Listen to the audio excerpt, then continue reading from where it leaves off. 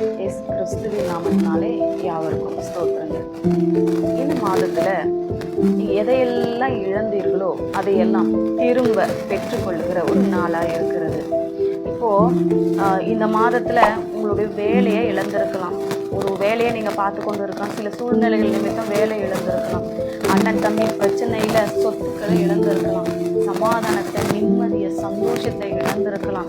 இந்த மாதத்தில் இந்த கடைசி நேரத்தில் நீங்கள் வந்து உட்கார்ந்துருக்கலாம். ஆண்டவரே, நான் எல்லாவற்றையும் இழந்து நிற்கிறேனே, இப்போ நான் மிகவும் துக்கத்தோடு வேதனையோடு இருக்கிறேனே, அதை எனக்கு யார் திரும்ப தருவார், எப்படி நான் அதை திரும்ப பெற்றுக்கொள்வேன் என்று அங்கலாய்ப்போடு இருக்கிற உங்களை பார்த்து தான் கர்த்தர் சொல்லுகிறாரு.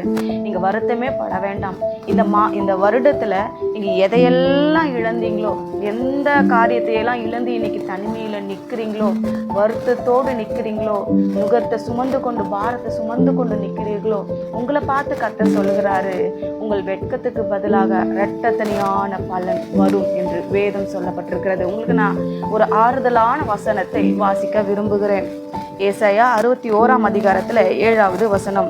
உங்கள் வெட்கத்துக்கு பதிலாக இரட்டத்தனியாய் பலன் வரும், லட்சைக்கு பதிலாக தங்கள் பாகத்தில் சந்தோஷப்படுவார்கள், அதின் நிமித்தம் தங்கள் தேசத்தில் இரட்டிப்பான சுதந்திரம் அடைவார்கள், நித்திய மகிழ்ச்சி அவர்களுக்கு உண்டாகும்.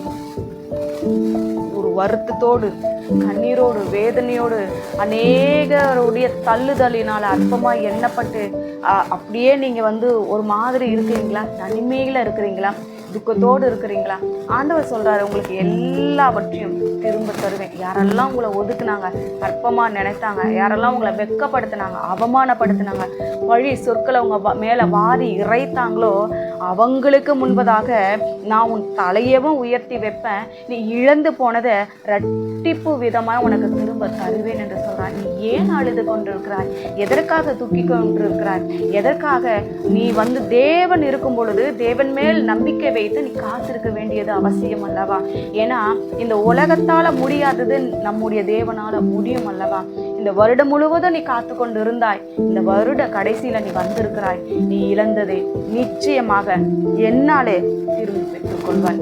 உனக்கு நான் இரட்டிப்பான நன்மைகளை தர விருப்பமா இருக்கிறேன். நீங்க நம்பிக்கையோடு கர்த்தருடைய சமூகத்துல ஆண்டவரே, வருட கடைசி இழந்து போனதை திரும்ப தருவேன்னு சொன்னீங்களே, நீங்க தந்தீங்க, நான் சந்தோஷமா இருக்கும், நான் சாட்சியம் நிற்பேன்னு சொல்லி நீங்க கேட்டு பாருங்க.